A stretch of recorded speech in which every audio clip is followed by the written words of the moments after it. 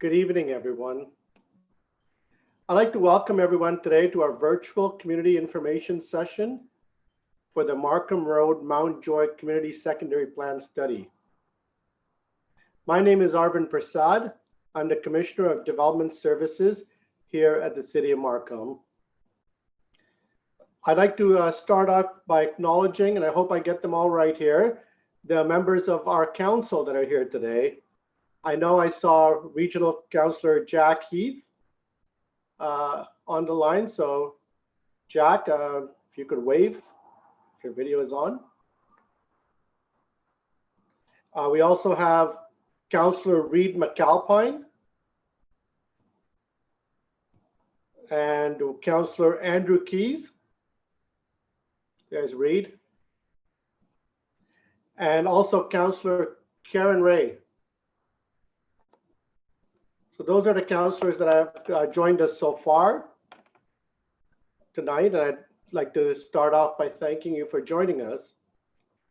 We begin today by acknowledging that we walk upon the traditional territories of Indigenous peoples, and we recognize their history, their spirituality, their culture, and stewardship of the land. We are grateful to all Indigenous groups for their commitment to protect the land and its resources, and we are committed to reconciliation, partnership, enhanced understanding. By way of background, we started the Markham Road Mount Joy back in November of 2019. This was just the first step to preparing a secondary plan for this Markham Road Mount Joy local corridor, which is really a corridor which amount of change over the past while. We are excited this evening to and work that has been completed to date. There will be multiple opportunities for you to ask questions and share comments. We also look forward to hearing your ideas and feedback that will be to help shape the long planning for this area. So we'd like to get started right away. I'm going to. Daryl is our manager of policy. He's really the mastermind behind all the secondary plan work that is happening in the Mount Joy Markham Road area. And Daryl, if you could please introduce the study and your consultant team. Thank you. Okay, good evening, everybody, and welcome to our first virtual community information session for the Markham Road Mount Joy Secondary Plan Study. This is the first in a series of consultation events that will be held over the course of this study to share work as it is completed and to seek input from you, the community, to make sure that the secondary plan will reflect the needs and ideas of the people who will live, work, shop, and visit this area. The purpose of this evening's meeting is for three things. One, to build a common understanding of the area, including the challenges and opportunities. Two, to share information regarding the technical and spatial analysis work that has been done to date by our consultants through the baseline conditions assessment. And three, we really want to hear your ideas, your perspectives, and input to help us shape the future of this study, as well as the upcoming and pending secondary plan for this area.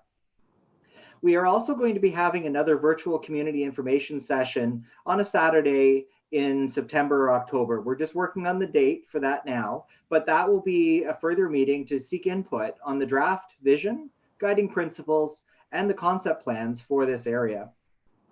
The agenda for this evening, it includes an overview presentation by our team of consultants led by SVN, and including Urbanism by Design and HDR Counterpoint Engineering. There will be multiple opportunities to ask questions throughout this session and provide input at key points during the presentation after each theme. As you would have seen on the welcome screen as you joined into this meeting, there are two ways to let us know whether you have a question or comment throughout this conference. So option one is to use the raise a hand feature. If you'd like to ask a question or make a comment to the group, please raise your hand by clicking the participants button in the Zoom bar at the bottom of your screen, and then click raise a hand on the right side of the panel. For those that have phoned in tonight, please dial *9, and that will raise the hand for you. One of the things that we will be doing is we'll have specific junctures that when we go through a bus tour element of this presentation, we'll be making stops. And at the end of each stop, we'll be taking questions. And then as we go into the rest of the presentation, going around some of the thematic areas of this study, we'll be stopping at different spots, and you'll see that in the deck. So please raise a hand when you have it, or the second option is to send in written questions to us. So what you're going to see at the bottom of the screen is the chat button. So in the chat button, you're going to see a user labeled Ask a Question at the very top. So click the chat button, you'll see the chat bar show up, and then click on Ask a Question and write your questions to that name. And as we go through the presentation, we will be having our facilitators will be answering questions from both Ask a Question as well as from those that are raising hands. I also want to raise that as we have a 2-hour session this evening, this is not your only opportunity.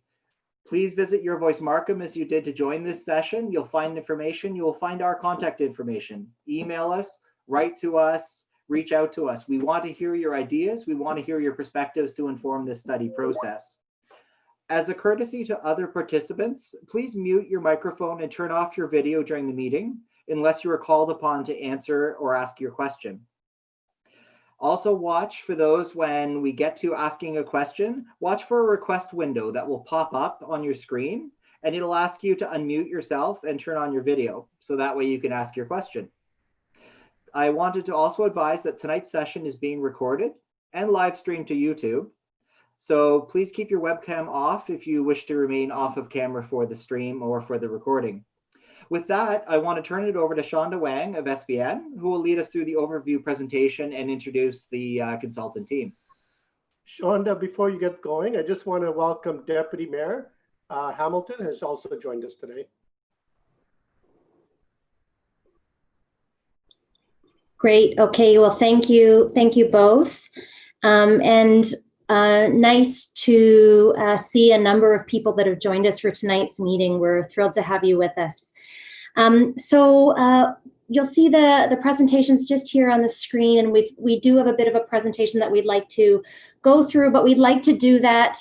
While we can't do that in person, we're going to try to keep this as interactive as possible because tonight really is about getting your feedback on some of the work we've done to date. So if we could advance to the next slide, please. And maybe even to the meeting objectives slide, please.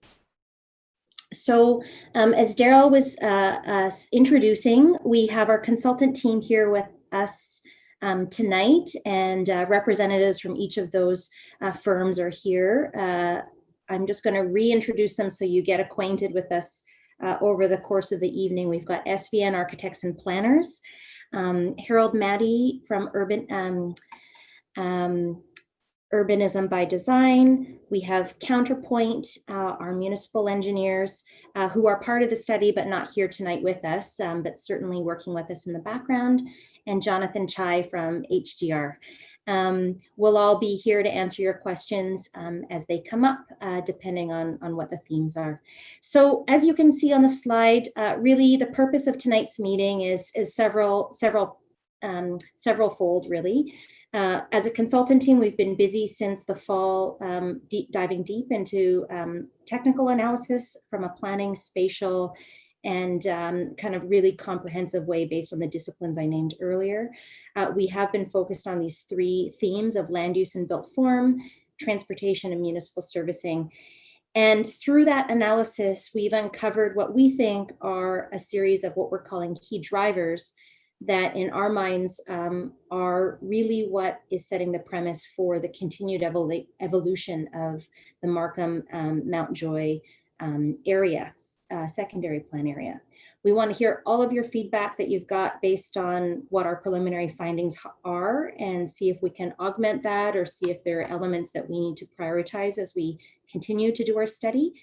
And really all of this is just to set the context for some continued dialogue and engagement with yourselves, including next week on August 5th, and then into the fall. And we'll be reporting back with you at each step of the way and sharing outcomes at each step of the way. We've already introduced our team, so I think we can skip slide 5.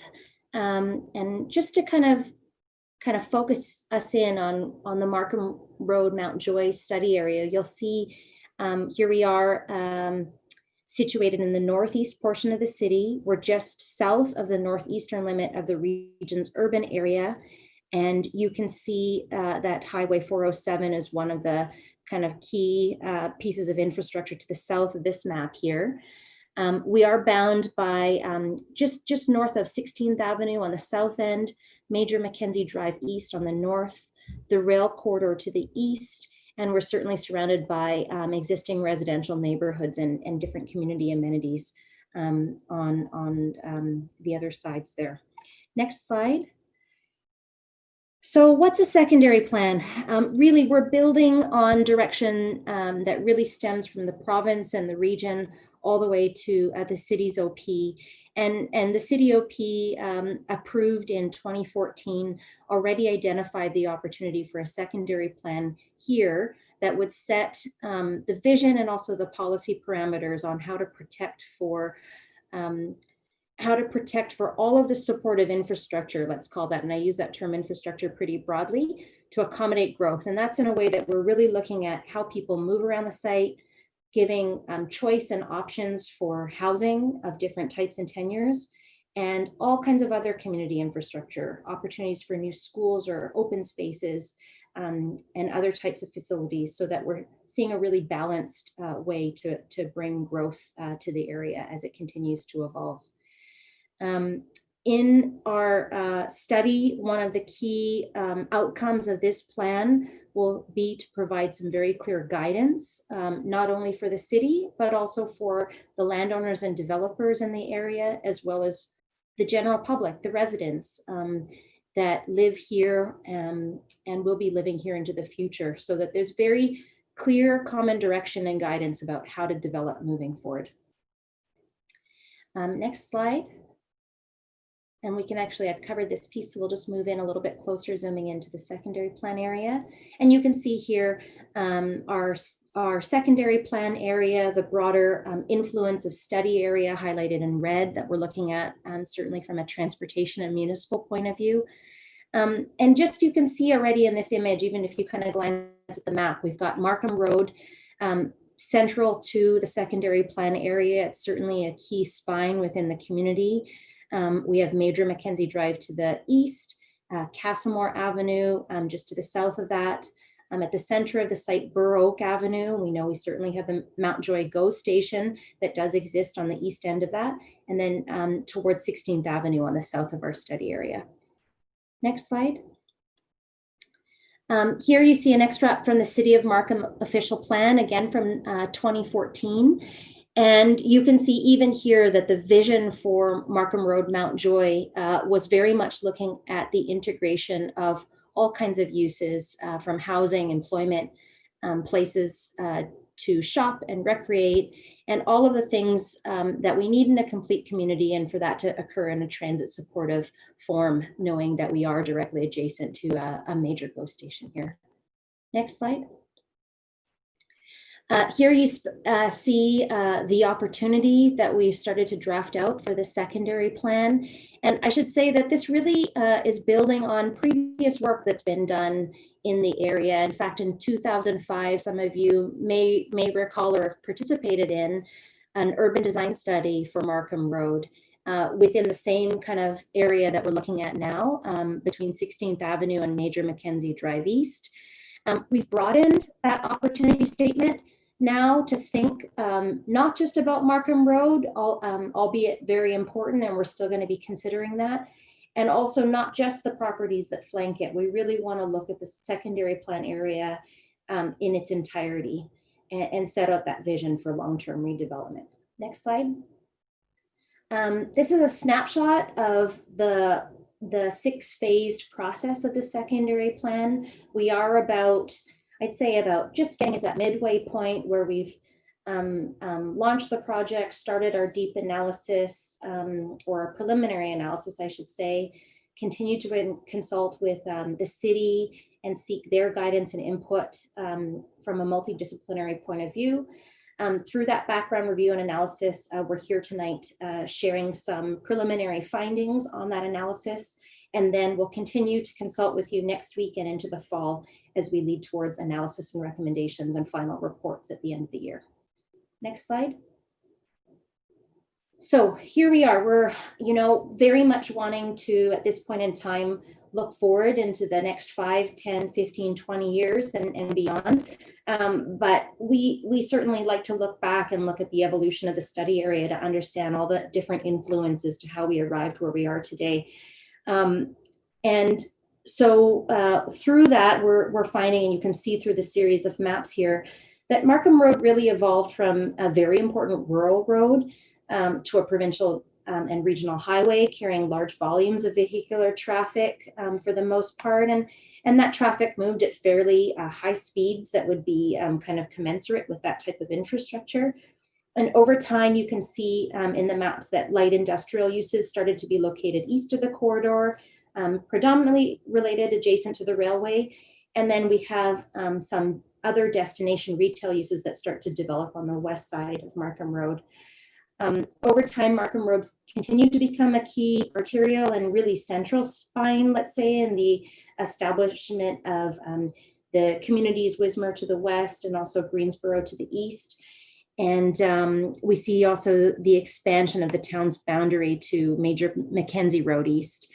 And, if we look at what's on the ground today, we know that there are still kind of the remnants of this type of evolution with a few remaining large parcels of land that are functioning today with various types of uses on them, but certainly have opportunity for infill and development.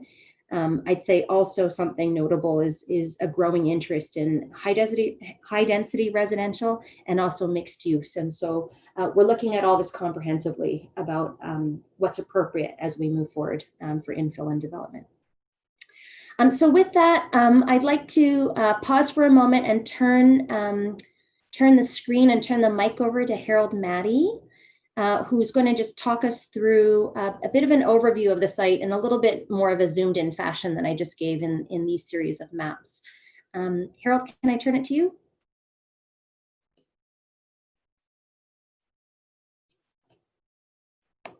You might be on mute. There you go. Okay, can you hear me now? Yep, perfect. Thank you very much, Shonda.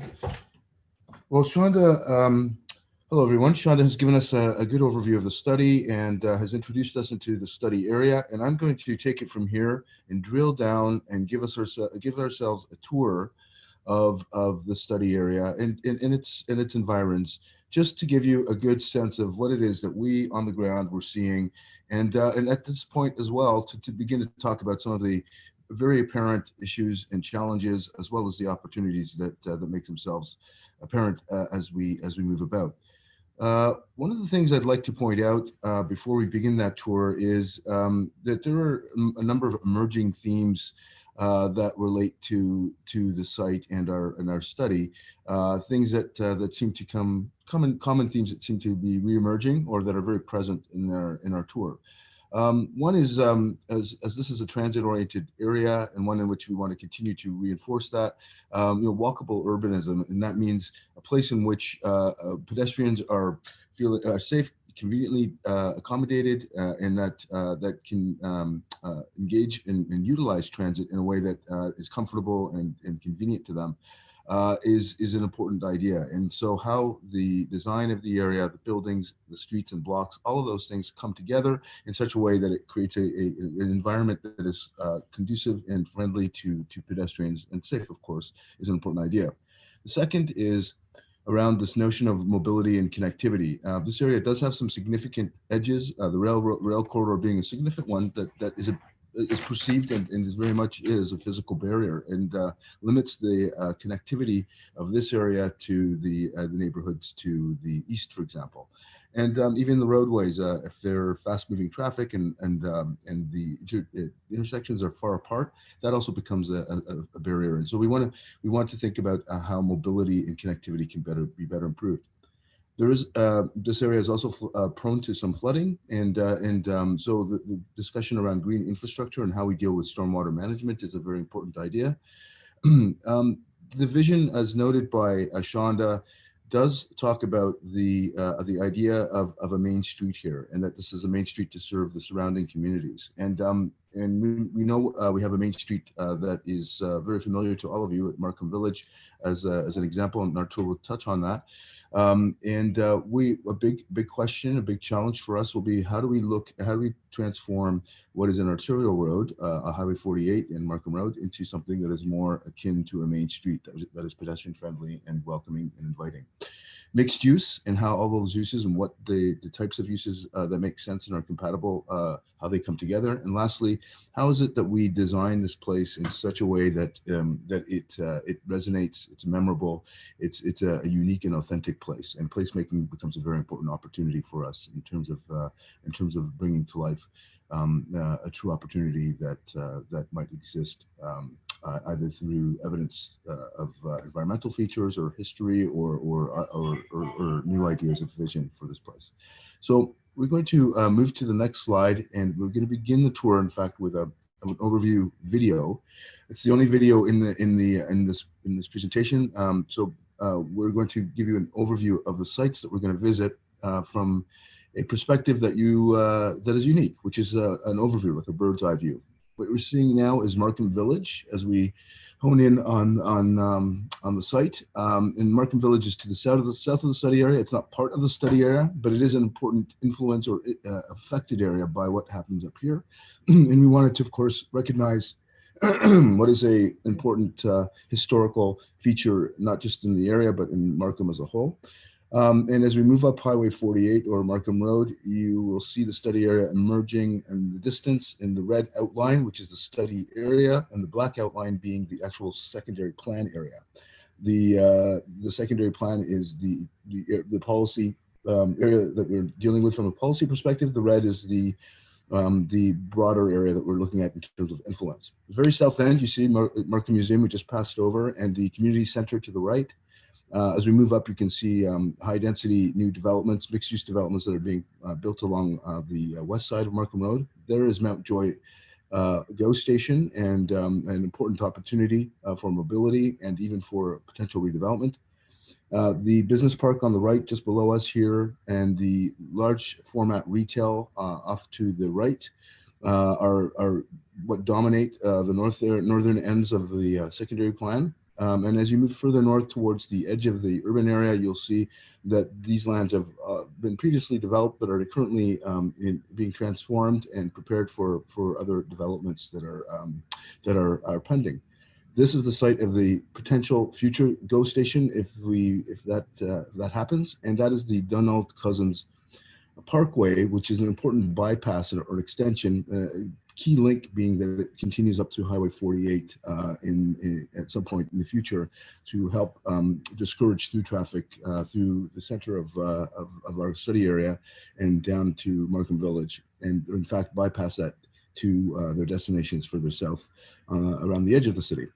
So just looking at this, we paused at this location here, and you can see, as Shonda already pointed out, the study area in its urban and rural context. It does sit at the edge of the urban area of Markham. It's kind of the last remaining significantly undeveloped area that is going to be serving the communities on either side of it, and it's a very important opportunity for all of these communities to share in its vision. So, with that, we'll move on to the first site or the first station or stop in the tour, which is Markham Village.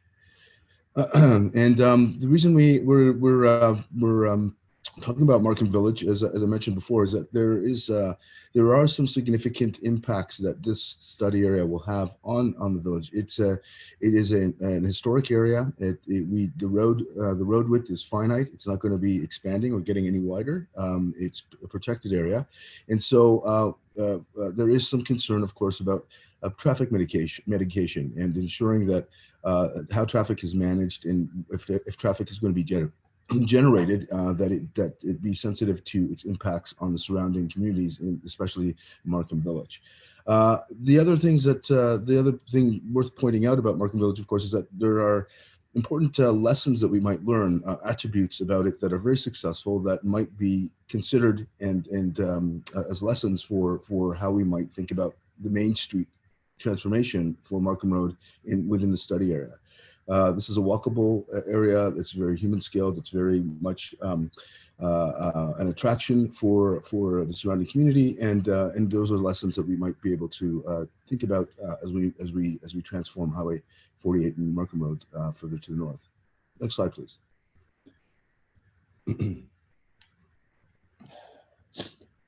Okay, so the very first stop within the study area, at the very south end of the secondary plan, you'll see that the yellow dotted line, which is in fact the secondary plan area boundary. And on either side of that, north of 16th Ave, you can also see some really important urban infrastructure. In the foreground, here's the Mountjoy Community Center, but it's not just the community center, it's also athletic fields and a secondary school and some important environmental features and stormwater management features and other park space. A very big, large campus or complex of urban amenities that is certainly valuable for this community and certainly will play a very important role in serving the new residents and visitors to the Markham to the secondary plan area as well. So on the other side of that, to the west and just off the edge of the slide here, at least as it appears on my screen, is the Markham Museum. Really important piece of cultural infrastructure and quite unique, and one that is adding to the urban amenities of the area, and one that might add to the placemaking opportunities here in this part of the district. The secondary plan, as you can see, is predominantly commercial developments with large asphalt parking areas up front, and that seems to dominate much of the urban landscape here. These ones are older, 1980s, 1990s, circa 1990s, 80s, 90s developments. And as you move further north, you're seeing more larger format type commercial uses. We'll go to the next slide and we'll move up a little bit in the study area to what we call the high density and mixed use in Markham Road piece. So what you see in this aerial image, again, secondary plan boundaries, you can see along Markham Road are some significant high-rise developments. And in fact, this large parcel of land having multiple developers on it, but it probably is a precursor or signals what we're going to be seeing in terms of transformation along the corridor. In terms of function and use, predominantly high density residential with retail commercial uses at grade. And one of the things that we want to point out here is the interface, the way in which this new development interfaces with Markham Road and the nature of Markham Road is all going to be a very carefully considered and reviewed and explored aspect of how we find how we can transform this main street into something that is going to be more inviting to the pedestrian.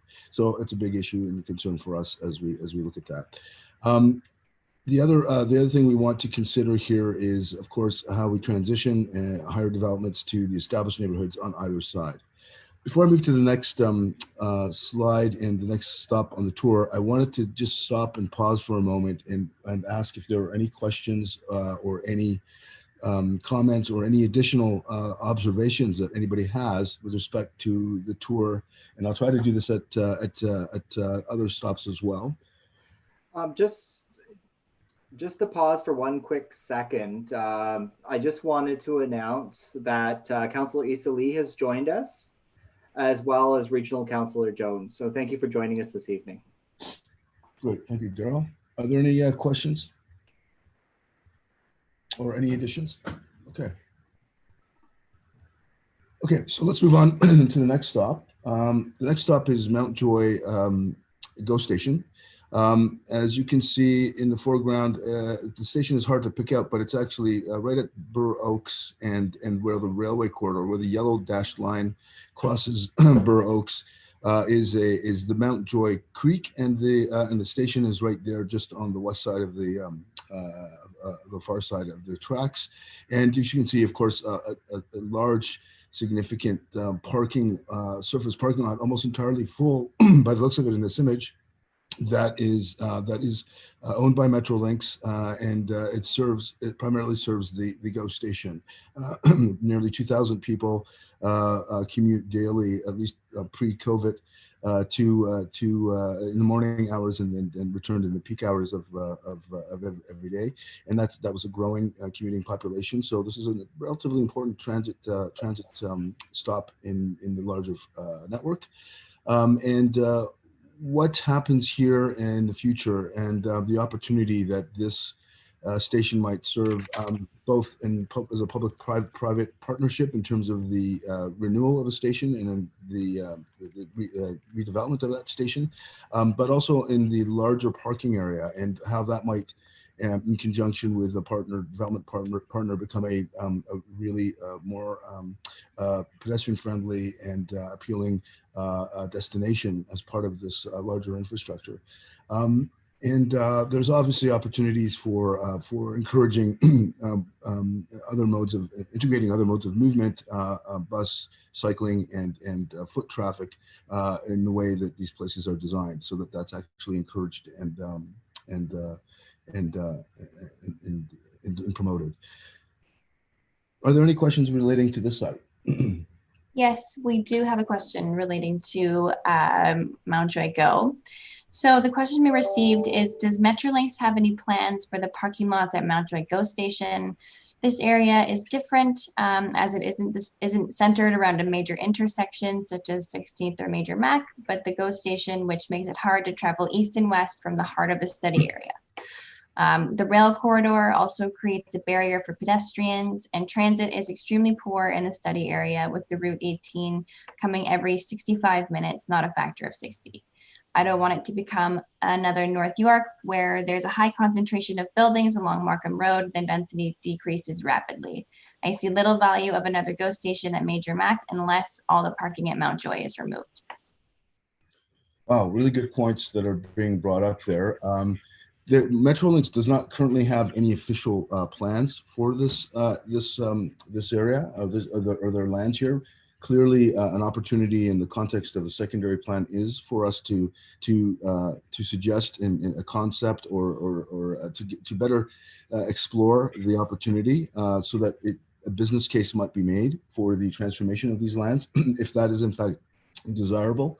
And the point around parking and its link to a potential future GO station is very much a consideration that we're looking at. The redevelopment of these lands would need to replace that parking, and so that would add extraordinary cost to the development and may be a deterrent for their development. But if that parking, and if not entirely, but certainly a significant part of that, can be shared between two stations, there's obviously some benefits that might be forthcoming for the rapid, more accelerated redevelopment of these lands.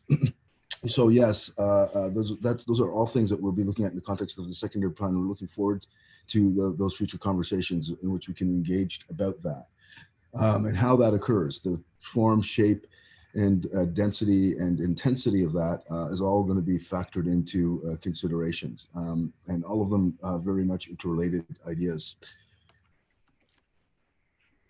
So look forward to that in the upcoming sessions, as well as future sessions, as we engage with both the council and public on that. So, Harold, and we also actually have a representative from Metrolinx here, and they can provide us with a bit of comments and update. Sure. Thank you, Rainer. Thank you, Daryl. Hi, everyone. Yeah, just to speak to that question and to reiterate what Harold already spoke to. So we do not have any plans for parking expansion at Mount Joy GO Station at this time. One avenue, though, we are looking at for all of our GO stations in our network are transit-oriented community partnerships. Harold already spoke to this a little bit. So looking in the future, if development opportunities in and around the GO station between us and the developer, where that makes sense, and that can go forward, so we can have more development at this transit hub that is suitable to walking, biking, and other modes of access to the station. So thank you. Great, thank you, Rainer. We also have a raised hand from Norm. So would it be possible to unmute Norm? Ask to unmute you. Hello. I'm new at this. Can you hear me? Hi, Norm. Yes, we can. Okay. So I live near 9th Line and Highway 7, and I'm joining this. I drive up and down Markham Road all the time. And I noticed something. Actually, once Karen pointed out to me that we were doing a secondary plan, I was baffled because I drive up and down Markham Road all the time, and I see that Markham Road is more than 50% developed all the way up to Major Mac already with, I don't know how so if we're currently not just now arranging a secondary plan for that area, what about the 50% of strip malls and big box stores and so on that already exist in that area? Yeah. Is that your question? I can. Yes. Okay, great. Thank you, Norm, for that. And I think that's a question that probably many people might be asking and thinking about. What is the point of doing a secondary plan when the area is already developed? And one of the things that that we as planners are often thinking about is what we call a kind of next generation development or the transformation of an area. As you know, as you may or may not know, transit has been an extraordinary influence and on the changing pattern of development occurring in the GTA. And that's because, you know, we've realized, and it's not just a Toronto thing, it's a world and global thing, that there is, you can only expand roadways so much before congestion just becomes really becomes a challenge that is just not surmountable. And transit becomes a very important focus for mobility of large metropolitan areas. Transit is the best way to move people about, the fastest and most convenient way to move the most people about. And so the focus has been a refocus on these transit areas as being important places for us to accommodate growth. Growth will continue in the GTA. It's one of the fastest growing areas in North America. And so where is that growth going to be accommodated?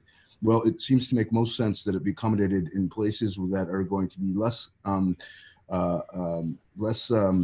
impactful on established neighborhoods in places where people currently live. And so they get directed to areas like this, which are what they call gray fields or brown fields, which are large commercial developments that are reaching their 20-year shelf life. And they are ripe for redevelopment.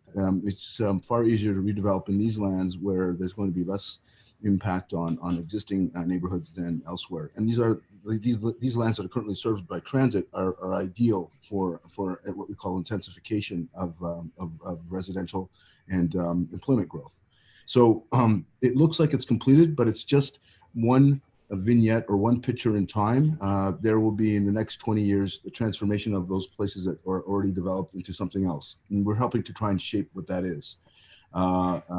Those pressures are going to occur and are currently occurring on these lands that appear to be completed, but they're not completed. They're actually only in process of being in the process of transformation over a long period of time.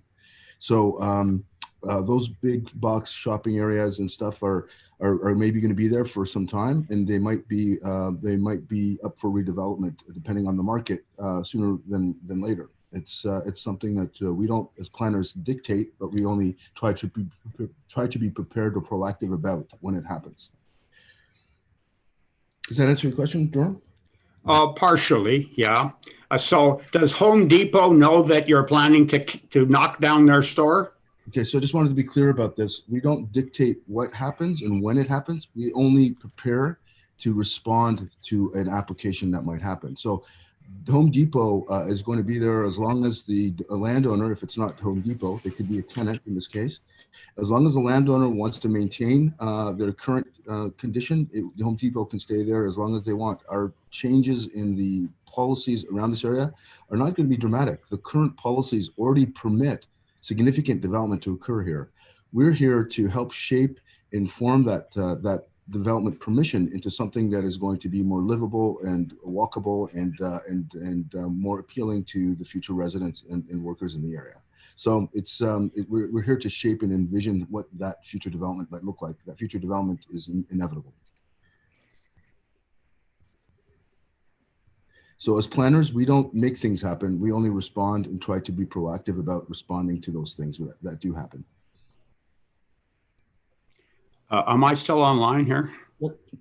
What about the traffic gridlock that already exists in Markham Village? Every extra car that you add, and I know where this is going. This is going to thousands more people living up there. That's where you're going. And Markham Village, the main street in Markham Village is under total gridlock all day long, every day, all day long. Yeah, so how does that conform to putting thousands more people north of Markham Village? Yeah, that's a very good point, and I've experienced it firsthand myself. I've been there now several times, and every single time that I've been there, it's an extraordinary number of vehicles that are occupying that part of the roadway.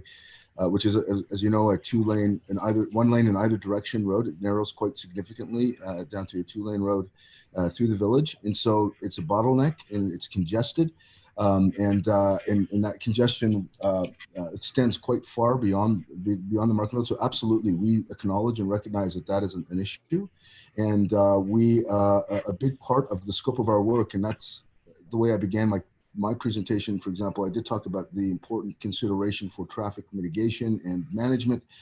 If we are proposing more people to be living here, and that's very likely that's going to be a part of the current permissions, the current development permissions, how that is organized and shaped so that we can, on one hand, promote less use of automobile, and on the other hand, there are other significant infrastructural work that might be done, such as the Donald Cousins Parkway, which I mentioned as that small section of link that still needs to be made to Highway 48 might be an important diversion for traffic outside that's currently through traffic coming from north of Markham into this area. That might be a great opportunity for bypassing that traffic around the edges of Markham and down to the highways and the Toronto area where they're headed in the first place. So that's just two examples of mitigation of managing of future traffic that might occur here. So that is something that you might want to bring up again when our traffic transportation engineers are who we have on the call here as well, HDR. They have been looking at this very carefully, studying this issue, and are going to be part of this process, helping to provide guidance and recommendations around these matters. Well, thank you for that. But you bring up an issue which I have to mention to you. The Don Cousins Parkway, the so-called Markham bypass, doesn't work. Nobody uses it. I live near 9th Line, and I'm telling you, if you don't already know, that the Markham Village bypass is in fact 9th Line. Mm-hmm. It's not the Don Cousins. No one goes there. It's too far away. Everyone comes down 9th Line. In the morning, when you exit my area, which is the southwest corner of 9th Line and Highway 7, you go through Bursey Gate to get onto 9th Line. In the morning now, I'm retired, I don't work anymore, but when I was working, and even now sometimes, you sit at the corner waiting for 1,000 cars to go by before you can get out. And if you're turning left, you're taking your life in your hands to turn left. So please be aware that 9th Line is the de facto Markham Village bypass, not the Don Cousins. No one's going to use it. And thank you for your comments. We actually have somebody from our transportation team at the City of Markham that is going to weigh in and sort of answer some of those broader questions about transportation. So I'll turn it over to Lloyd, please. Hi, good evening. My name is Lloyd Chia. I'm the Senior Manager of Transportation in the City of Markham.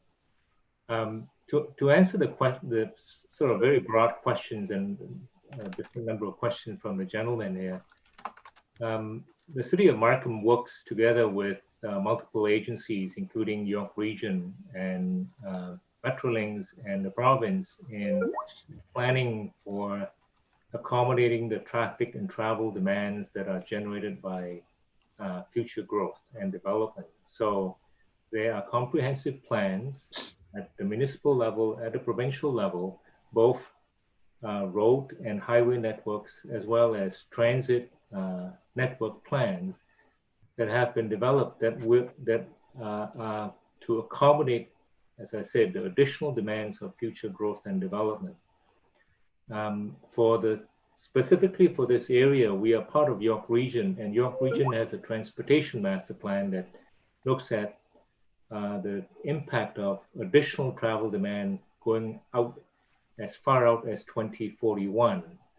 So they have a program of preparing the future improvements to the road network, as well as the transit network, working with Metrolinx and the province in planning for improvements to the various facilities that will be needed to accommodate growth. So one instance is, of course, is the extension of the Donald Cousins Parkway to the north. And that is already planned for. There are various arterial roads in Markham that York Region presently conducting planning and engineering studies to improve the capacity of the roads, as well as provide additional services in transit. So all of those things are available online if you're interested to look at it at the York Region website.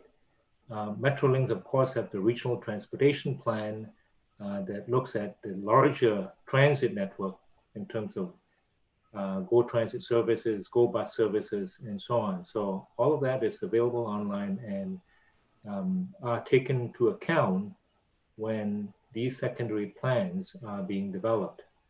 So, but these secondary plans that we're developing here looks at the, in addition to those larger regional facilities that are being improved, we are also looking at the detailed street network plans, the detailed transit requirements to service the growth that will be planned as part of your secondary plan. So hopefully that answers your broad question about transportation. Okay, so thank you, Lloyd. What I'd like to do is, we have limited time this evening, and the fact that we have a little over an hour for the rest of the evening, and we have quite a few great slides to go through and get some ideas. So what I'm going to try and do is, I'm going to try and run through, as we've been receiving quite a few questions through the Ask a Question. So I'm going to answer some of them that are pertinent to where we are now. And then some of the other ones we're going to come back to as we get into the specific slides, because I'm noticing that many of the questions, which are fantastic questions, we're actually going to be addressing them when we get our other consultants coming up, talking about transportation, talking about the employment, talking about servicing. So we're going to get to all of these great questions. Please keep them flowing. I think this is fantastic. But I wanted to sort of start a couple things. So looking at traffic, you're going to see in the upcoming slides that we're going to be looking at traffic, very key issue here. We're going to be trying to figure out solutions for that. Want to hear your ideas. We have another question about the business park and characteristics. That is a core focus area that you're going to see Harold speak to in a moment, and we'll be going through that. I see some questions about where and how do we implement complete streets and pedestrian walkways and separated from cyclists. These are all part of the live questions you're going to see in some subsequent slides as we talk about the transportation network, active transportation, pedestrian oriented, trying to really create that complete street fabric, as well as create a nice complete community for people to live, work, and play. So these are fantastic questions. I know I haven't gone through all of them in specific detail, but we'll be going through and touching upon all of these. And of course, if you see that we haven't addressed it, please flag it again for us and we will come back to it. And I just noticed, sorry, as they are coming in real time, another broad question about environmental considerations. Environment is one of the core pillars of what we're looking at in this secondary plan study process. You will see it through subsequent slides, and then you're going to see it as we continue forward going on the secondary plan process. So with that, thank you. I'm going to turn it back to Harold, and that way we can keep on going through this process. Thank you. I think, Daryl, this is very good that we're getting a lot of questions in, and you're right. A lot of these questions are actually going to be dealt with in the context of the presentation. So what I'm going to suggest that we do, because the point of this point of the site tour is just to give you, to orient you and give you some overview of the area so you can see it on the ground before we actually get into the drill down into some of the technical details around the transportation, environmental, land use matters. So that being the case, I'd like to just advance to a number of the remaining stops, actually, without stopping if I could, and so that we can get to that point of the presentation. And that might suffice in response to a lot of the other questions. I will stop just at the last stop and ask if there's any questions related to the tour to make sure that I didn't miss anything, and if anybody wanted to point something out related to the tour, and then we'll get back to Shonda and the rest of the presentation. So the next stop is looking at some of the large format retail areas. This is, as mentioned by Norm, who drives up and down the street all the time. There is significant large retail commercial development that currently exists here. It's relatively contemporary. It's not old and decrepit. It's in fact quite well used. As I mentioned, these are large land holdings that hold a tremendous opportunity when and if the uses are going to change and development is proposed here. So we want to make sure that the plan is in place to help guide what that development will look and feel like, and what intensity and scale of that development might be appropriate here. Next slide, please. Towards the very top end of the secondary plan, there's significant development activity and proposals being made here for mixed-use development already as permitted by the official plan. There is opportunities for the extension of Anderson Avenue, for example, and a whole finer grained network of streets and blocks, in fact. There is a significant environmental matter here that we need to look at and deal with, and that's the Mount Joy Creek, obviously a historic tributary that runs through this area, and one that presents a challenge, particularly given that there's a significant floodplain here, and it's on one hand a hazard to some of the current uses and any future uses, and so we have to be considerate of that. But also it's an opportunity to think more sustainably about how we deal with stormwater management and environmental matters, and some of that has already been dealt with, and there's some more of it that needs to be dealt with moving forward. Next slide, please. The last slide here is at the very top end of the secondary plan. There is identified a potential opportunity for another GO station to help to serve this area. That part of the scope of this study is going to be exploring that opportunity in greater detail. The next half of this presentation does delve into that a little bit more, and what that might mean, where the station might be located, if it is going to be located, is there a business case to do so? Metrolinx, as mentioned, is here and participating in this meeting, and everyone is kind of on board with this study and this process to assess whether it makes sense to do that. We want to do, of course, the right thing here by transit and by the city of Markham. And the other thing I want to mention here is obviously we're at the edge of the urban area. There's some significant environmental features just to the north of Major Mac. That includes the green belt, and you can just see what is a tributary to the Rouge, if not Rouge itself, on the right side there. The Donald Cousins Parkway extension, which is a small, relatively small link to be made from Major Mac to Highway 48 or Markham Road. That extension is up in the air. A lot of the site work has already been done. It just needs the bridge, the funding for a bridge over the railroad is my understanding, and then that link can be made. Once that link is made, it means it will link up with a significant north-south route that might see some significant utilization of that road because a lot of drivers do come from Richard Stouffville down Markham Road. And lastly, I think the only thing worth mentioning here is that there is some significant site work here associated with the overpass for the railroad, and that overpass, as you can see, it's like a slight bowing south of the existing right-of-way and the potential station location potentially presents an opportunity for the station itself and how that might occur, and as well as accessing the site from using the overpass, for example. I'll leave it at that. Are there any last points or questions, or is there anything that we missed on the tour that somebody would like to point out before we move on to respond to some of the broader questions around transportation, servicing, environment, and others? Nothing related to this stop specifically, but maybe we can sort of go into some general questions because we have a couple of outstanding that I think would be good to address. Okay. So one of the questions is, what is the status of the Margot condo project at Markham Road in Burr Oak? Right. The Margot, I'm not familiar with the branding, the Margot condo, more the address. Perhaps, Daryl, are you familiar with that particular development? Actually, Stacia from our development team would be happy to provide a response to that. Okay, thank you, Stacia. If you can respond to that question, the status of that development, I believe it's still proceeding. Hi, sure. It's Stacia speaking. So I just wanted to clarify if it's the project located at the southwest corner of Baroque and Markham Road. It's a proposed 20-story building by Aspen Ridge.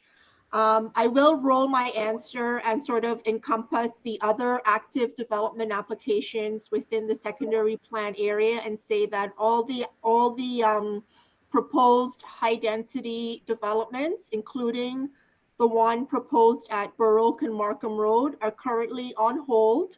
They're awaiting the outcome of the secondary plan process, and we do intend that once the draft land use concept is endorsed by Development Services Committee, then we will revisit all of the current and active development applications and hopefully move forward with a recommendation report for each if they do conform to the draft land use concept.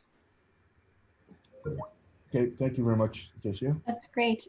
If there's a related question from the same ask.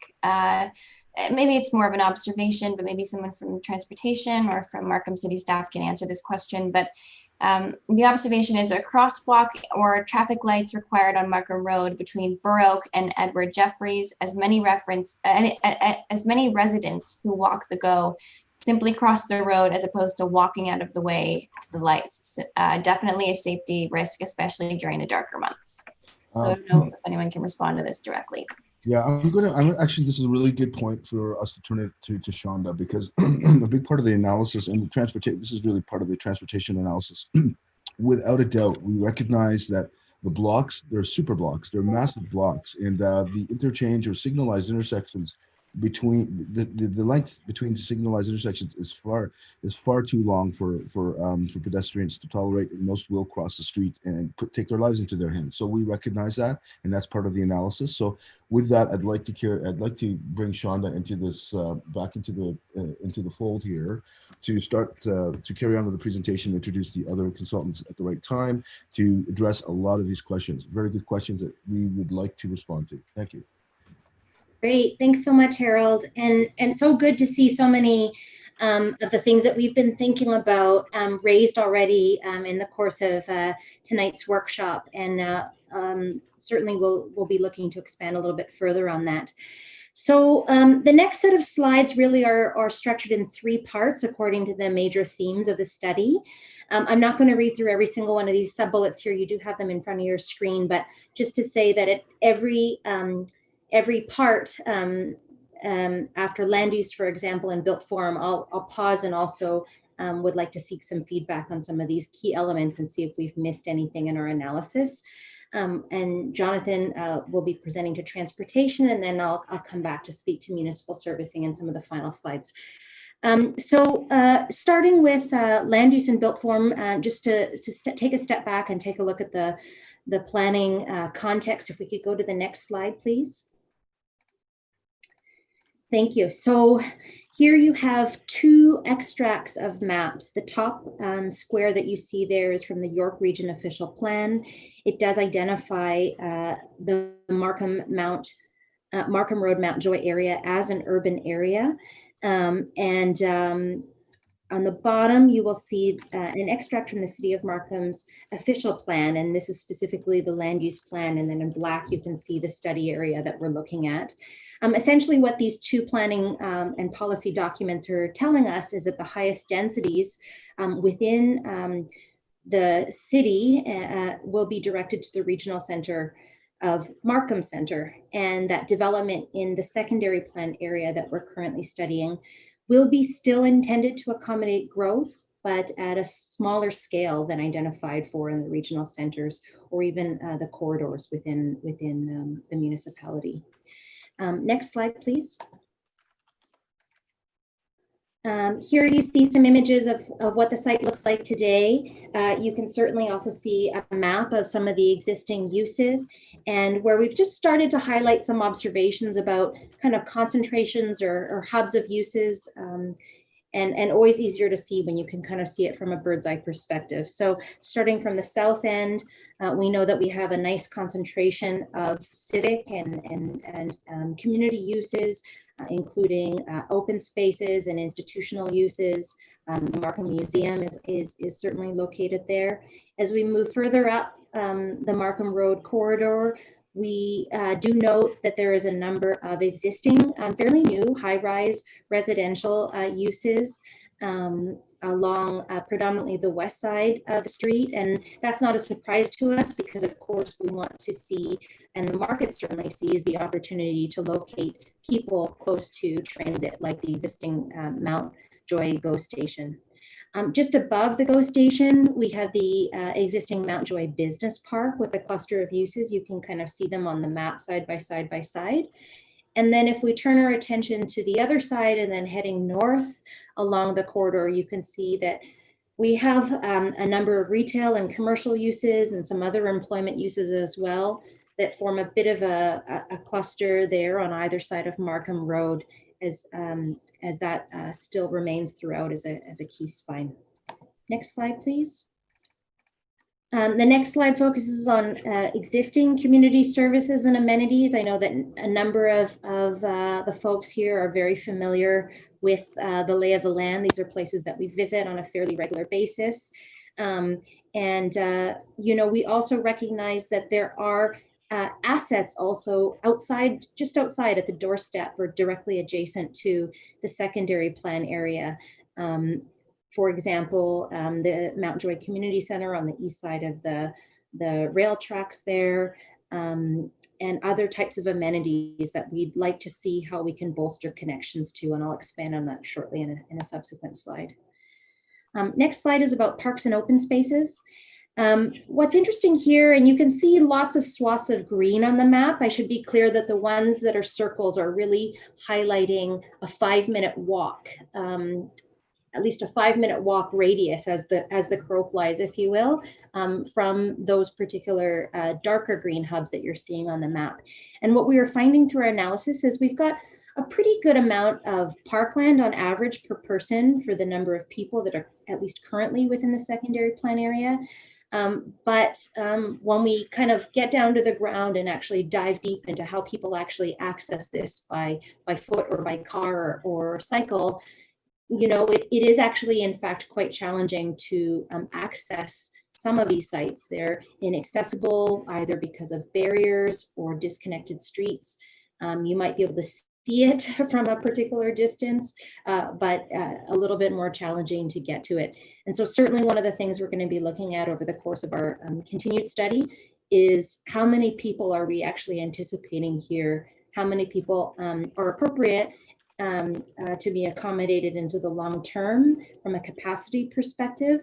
And then what does that mean to balance that with possibly new open spaces, because we do have a deficit of that within the secondary plan area itself, and all the supportive community facilities to go along with that. Next slide. Here you see a snapshot of, or a summary, I should say, of some of the employment types that we've looked at in the area. We do know that there is a good concentration of commercial and retail uses, as I stated, found preliminary or primarily along Markham Road on the central and northern end of the study area. We're also finding that retail space comes concentrated within, let's say, 3 or several large format retail centers anchored by major national chains, and this comes in a bit of a lower rise big box form. But there's also some smaller strip retail plazas and standalone structures. I'd say one common element that we're finding with these uses is they certainly privilege the car. You know, people are relying on accessing these types of places by vehicle. So that's one observation.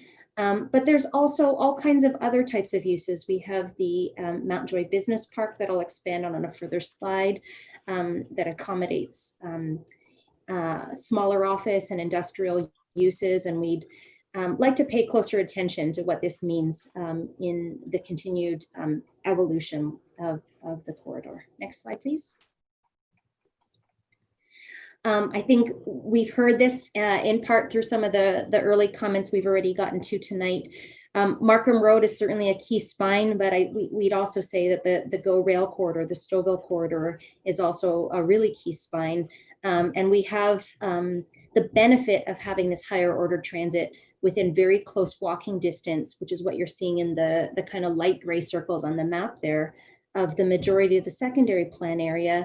But it still acts as a bit of a barrier, particularly when we don't have a lot of crossing points east-west across the GO corridor.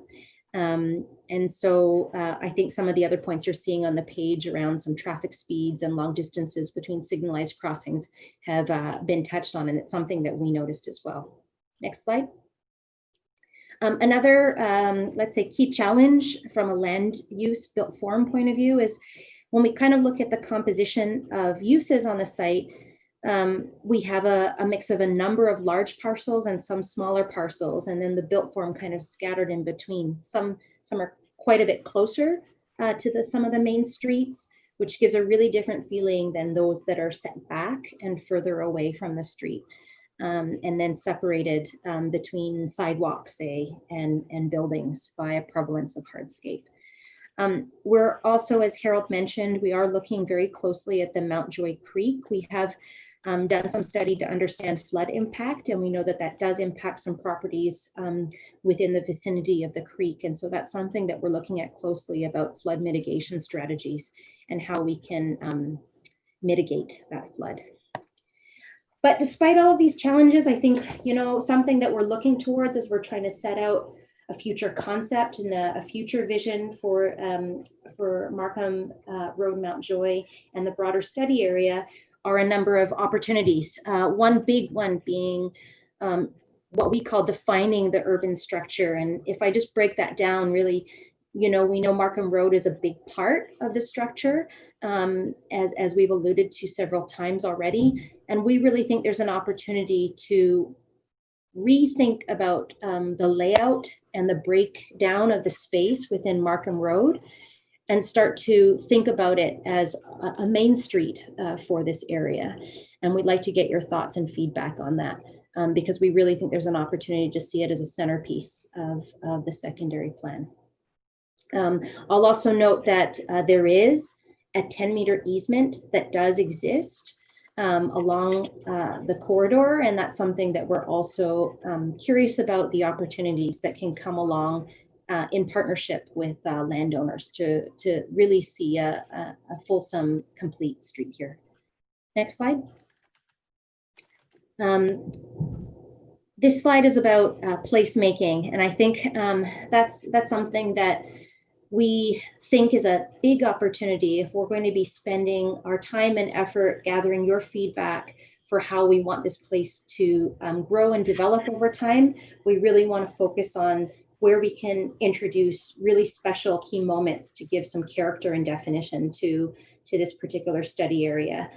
You'll see that, like I was saying before, we do have some assets already on the site that are, I think we all know are very important amenities for all kinds of ages and people of all different backgrounds, et cetera. And these community assets are really just kind of at the fringe and edges of our area. So some of the images that you're seeing on the right here were precedents that we are looking at, where if we were to introduce new types of community facilities in the secondary plan area, how might we think about them in a way that better integrates with not just what's side by side with them, but maybe also layer in other types of community uses. The image on the bottom right is a great example of a library, public park, church, and municipal building all together within one hub space. And that certainly makes it more accessible for those that are accessing the sites.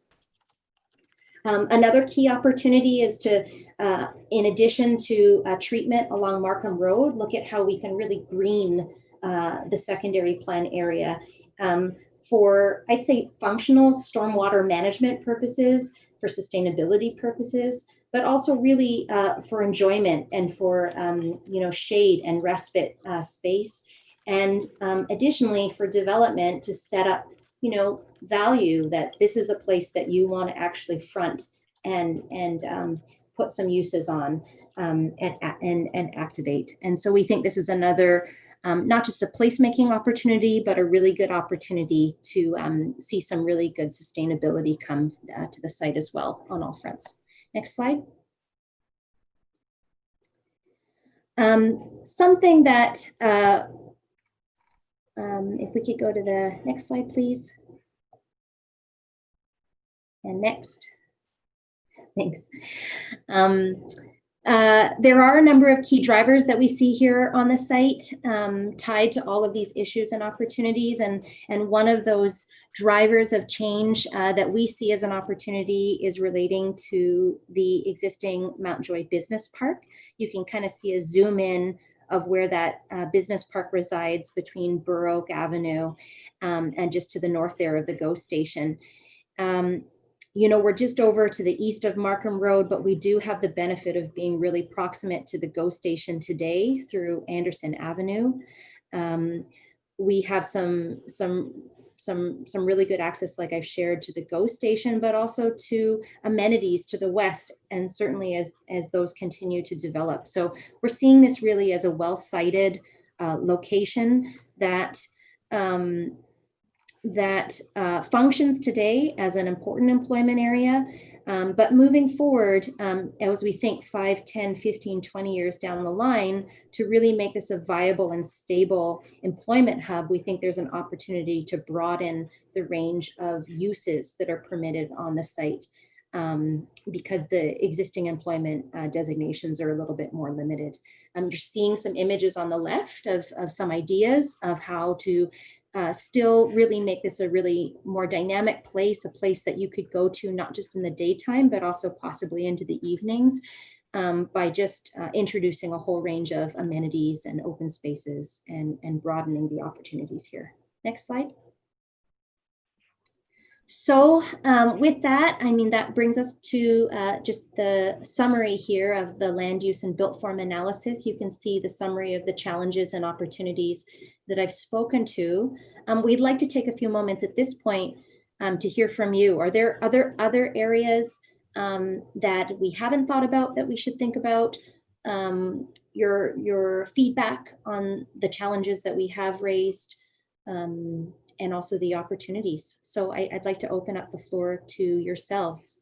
Kate, maybe I could also ask for you, if we don't apparently see hands up, maybe I could also ask for you to. Yeah, of course, yeah.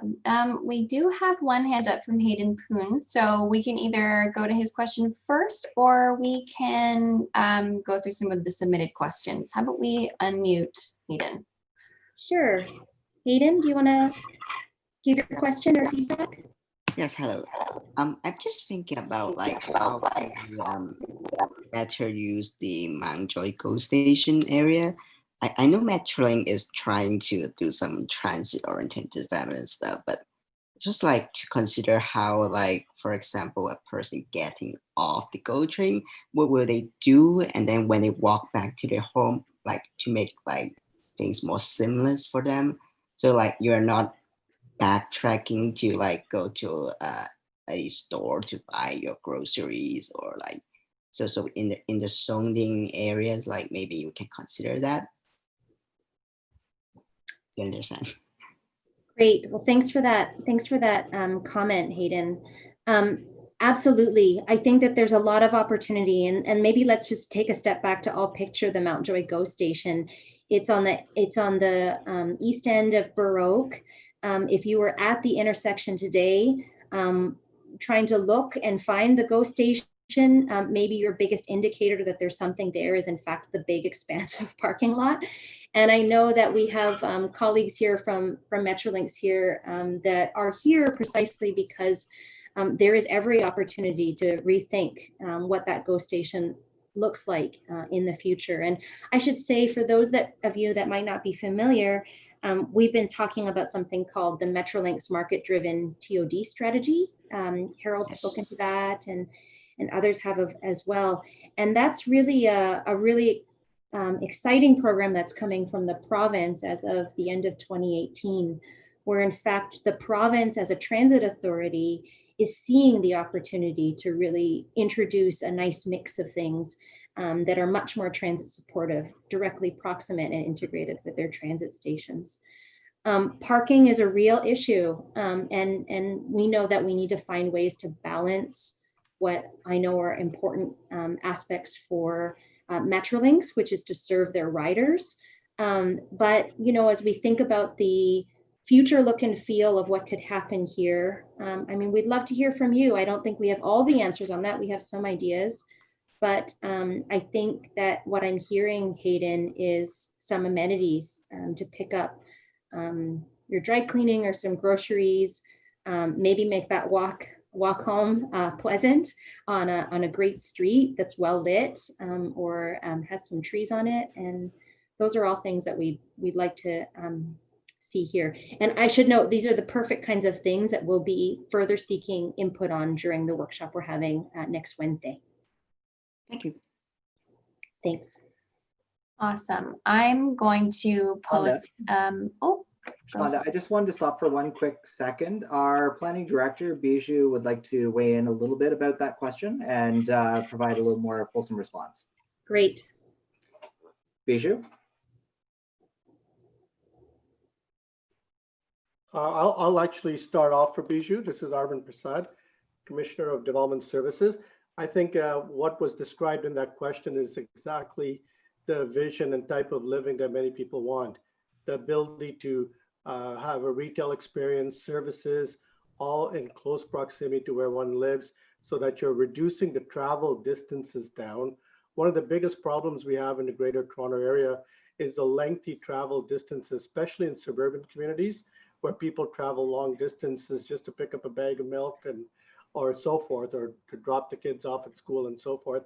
So if we could integrate these types of activities in our development patterns, that allows for a much less time spent on travel and much more time for other things. So I think Bijou can talk more about the developments around the Mount Joy GO station, but I can tell you one thing, that it is a very good prime property, where we heard from Rainer today from Metrolinx, who talked about the opportunities for transit-oriented development. I do believe this is one of those opportunities, so that you can have that retail experience, you can have services, you have a variety and mix of land uses where you live. And I think that's important. So now I'll just turn it over to Bijou. Yes, thank you. Can you hear me? Yes, we can, Bijou. Okay. Yes. We have some time to, we have been in read structure and have more. There seems to be a technical difficulty at this point. So as we sort of correct the mute, there seems to be an issue there. Brian Lee, would you like to weigh in on transportation, and we'll come back to Bijou, please? Sure. My name is Brian Lee. I'm the Director of Engineering. Another aspect, Arvind talked about the land use around GO train station, or even any type of high order transit station. Traditionally, GO train has been what we call the spoke in the wheel, where they are all in the morning, passengers are going towards Union Station in downtown Toronto, and in the evening it goes the other way. What we're looking for here is also a mix of land use, whereby there are people on the GO train both ways. So there could be employment opportunities here, where people are coming out to this area in the morning and then returning to Toronto in the afternoon. So it's not only just having more density or more land use around the GO train station or the high order transit station, but also the type of land use, so that the transit investment is fully utilized, that there are two-way travel throughout the day. Thank you, Brian. And Bijou, did you want to weigh in? Yes, Daryl, Okay. this is Commissioner of Planning. We're having some connectivity problems with our planning director's computer. So I think Brian and I have given a shot at that answer, and then why don't we continue, and then we'll get Bijou on later once the computer issues are fixed. Perfect, thank you. Over to you, Shonda. Great. Any other final questions on land use built form? Shonda, I'll pose a question that was provided in the chat. One of the questions was, how would the business park characteristics be incorporated into the mixed use area?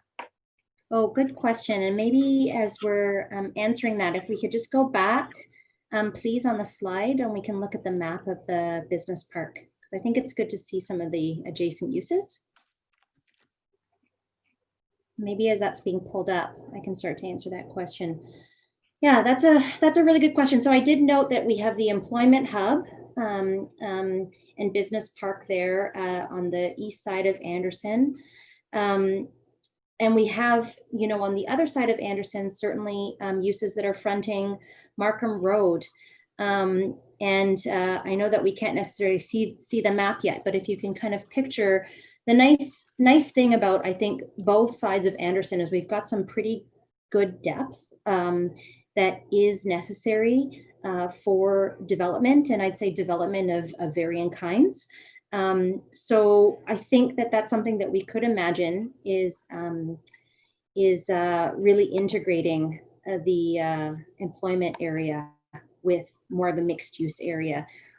We are very much studying what types of uses are appropriate within the current employment park. That's something that we're still further studying. But at this time, I think one of the really telling things coming out of the analysis is that we could certainly look to broaden, as I was sharing, the types of uses that we see there, and pay close attention to not just providing large spaces of employment, but also smaller spaces. For example, smaller studio office spaces. I know that's something that our firm and some of our colleagues are constantly out looking for these types of spaces that are all still very close to transit, still very close to other mixed uses. I think how we integrate these together is really going to come down to some of the detailing, like on the ground, about how we literally stitch these places together physically through new streets, but also new connections that can be pedestrian focused. So I think that's an area that you're flagging as an area that we'll certainly be diving into further next Wednesday night during the charrette. Wonderful. Okay. We have one raised hand that was lowered, but we kept an eye on it. Surjit, was your question answered? Hi, thank you. As you know, there is a significant need for affordable housing for seniors, persons with disabilities, and low-income earners. In your plans, are you going to make any provisions for the developers to accommodate them in affordable units? That's such a good question. So yes, the secondary plan has every ability to make provision or set out some policy parameters for accommodating affordable housing. Just backing up from that, something that we're very conscious of is introducing a mix of housing types. And by that, I mean different scales and heights of housing and forms, but also different types of tenure. You know, we know that there's a really diverse community today, and increasingly so when we think about how we're experiencing growth in Markham. It's really important that we provide choice on what types of housing are available. And I think I'm going to weigh in just a little bit further on this. Good evening, Surjit. It's good to see you attending this evening. So building on what Shonda has said, this is a very critical matter that we're looking at across all of the city of Markham. As you'll recall, we've brought forward the draft affordable rental housing strategy that we are looking at a broad range of changes in order to support affordable and rental, purpose-built rental housing across the city. We also have just brought forward our comments on the draft MTSAs, so looking at major transit station areas. And within that, once major transit station areas are going to be put in place by the region of York through their official plan review process, the city of Markham is looking to bring forward inclusionary zoning, which is a tool by the province to require the provision of affordable housing. Within this specific area, the Mount Joy GO Station is identified as a draft major transit station area by the region of York. We are very supportive of it, and that would be one of the areas that we'd be looking at this. This also dovetails very beautifully with the last question about integration with employment areas, because around that Mount Joy GO Station, we have a unique piece in the fact that we have employment, we have residential happening, we have opportunities for transit-oriented development to create a beautiful, complete community with an asset, with that nice having a GO Station right in the middle of this secondary plan for walkability, for affordable housing, for a mix and range of housing, as well as a mix and range of uses. So there's a lot of opportunities that are going to be looked at through this process. And yes, affordable housing and purpose-built rental is top of mind as we're going into this exercise. It's actually one of the requirements that we need to look through that's in our official plan for the development of any secondary plan. Thank you. And finally, Markham's Regional Councillor Jim Jones would like to ask a question.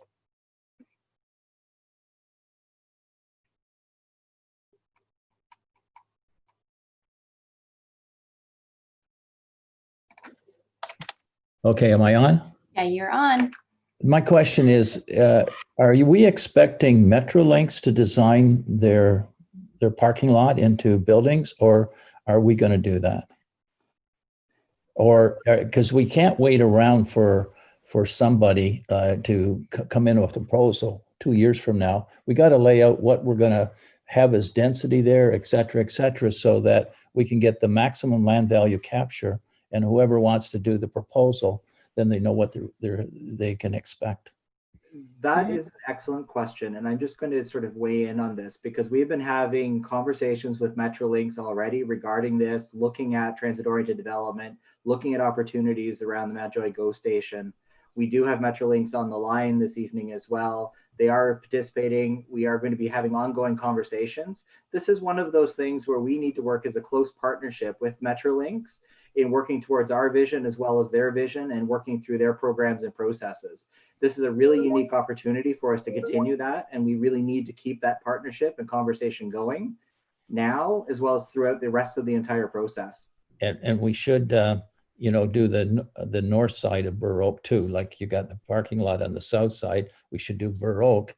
And I also think Anderson Avenue straight, even continuing on past Burr Oak South, that should be the main spine street there. I think we're trying to put everything, maybe we are going to try to put everything out onto 48, but 48 is still a highway and it's pretty fast. And so if you really want a place where you want people being gathering and going up and down and walking, it might be Anderson Avenue. And those are excellent comments, and the fact that we will need to be looking at that throughout this study process, as well as the development of the secondary plan. We want to have a safe, good secondary plan that is going to be representative of a complete community, looking at that integration of uses all around those GO stations. And with that, Arvind Prasad, our commissioner, would like to weigh in as well. And I know we do have Metrolinx here. Thank you very much, Daryl. Regional Councillor Jones, just to be absolutely clear, the planning process is led by the city. The development patterns in this community is led by the city. It's the vision of the public, the vision of council that'll be implemented through this process. Metrolinx is a very important partner to make it happen, to have integrated development, whether it's at Mount Joy or a new station at Major Mac. But the reason we're doing this process, the reason we're in the midst of a secondary plan process is because the city is taking the leadership to put together what we believe is the vision and the right development for this community. And we do thank Metrolinx for being here today. They're here at the earlier meeting and for being a partner. And we hope that Metrolinx will be right there helping us in achieving our vision for transit-oriented development in this community. Commissioner Prasad, I don't disagree. I'm saying is that if Metrolinx has a concept of what they want the station, they should bring it forward now, or we're going to do it. That's what. They don't. It's Harold Matty here. I just wanted to suggest that the Councillor Jones, your question is a very good one. In fact, one of the big ideas that we'll be bringing forward at the next session very much drills down into an idea around the pedestrian priority station areas and how that might look, because Highway 48 is a bit of a distance from Mount Joy, for example, and how do we link the two and learn lessons from best practices elsewhere on TODs with respect to how you can create a very attractive, pedestrian-friendly environment within proximity of a station and perhaps linking to a larger major corridor elsewhere. So that's a really good point and one that we've very much paid attention to. Okay, thank you.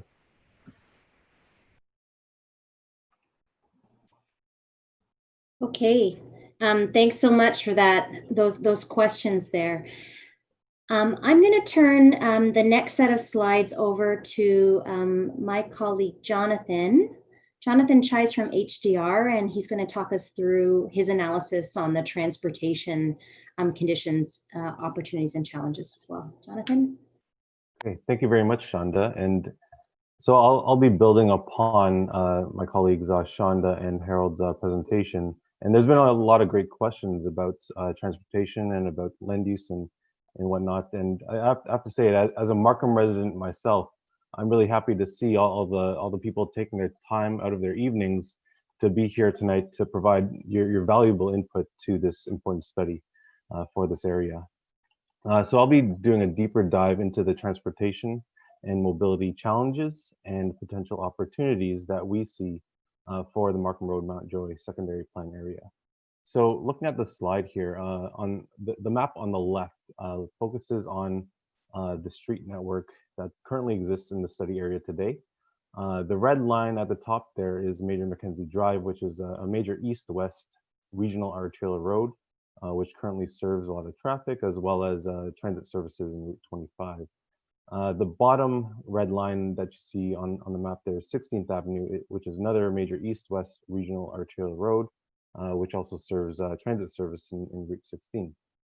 Right in the middle of the study area, in the blue line, there is Burr Oak Avenue, which is a major collector road, 2 lanes of traffic in each direction, and which also does provide some transit services, although it was noted that the bus comes every 65 minutes, which is a problem for providing convenient transit service.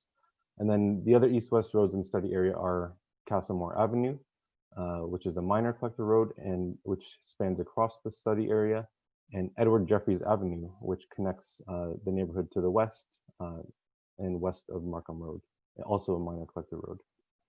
In the middle, you can see the active transportation network. So I want to point your attention to the neighborhoods both to the east and to the west of the secondary plan area. Those neighborhoods have a really great grid system of sidewalks, which make walking through the neighborhoods east and west of the study area pretty pleasant, and you can get to where you want to go quite easily. But when you look at the study area itself today, there is not much of a street network, and I would say that there is good active transportation infrastructure that both York Region and the City of Markham have built through multi-use pathway on Major Mackenzie Drive, another multi-use pathway on the west side of Markham Road, and on bike lanes on Castlemore Avenue. But internal to those blocks in the study area, there's a lack of public streets, which make walking or cycling between destinations in the study area a bit of a challenge. And one thing that I want to highlight is that I was at Home Depot on the weekend, and I needed to go to Shoppers Drug Mart as well. And I decided to walk, and it was basically a walk through a parking lot. And as I was walking down to Shoppers Drug Mart, I found that I couldn't help but thinking that if there was a nice public street here with nice trees and nice storefronts to look at, perhaps it would have been a much more pleasant walk. And those kinds of things actually do influence our travel choices when we go about our business every day. So there's a real opportunity here to kind of change that dynamic, to make walking or cycling potentially, or transit use, a higher priority when it comes to our travel choices. The map on the right side of your screen there focuses more on the Mount Joy GO station, and this point was brought up earlier, I think it was by Hayden, about the lack of connectivity, a lack of a good network of streets that get you to the GO station. Along Burr Oak Avenue, you can go directly east-west, but then if you're coming from the southwest along Markham Road, you may, pedestrians generally want to take the shortest distance to get to their destination.